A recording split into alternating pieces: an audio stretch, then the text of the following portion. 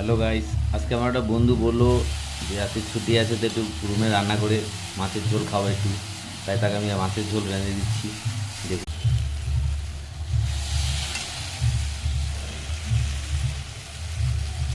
হ্যাঁ, তেলে পেঁয়াজ, লঙ্কা, টমেটো সব মশলা দিয়ে রেডি করে নিতে হবে। এটাকে ভালো করে একটু মশলাগুলোকে ভালো করে ভেজে নিতে হবে।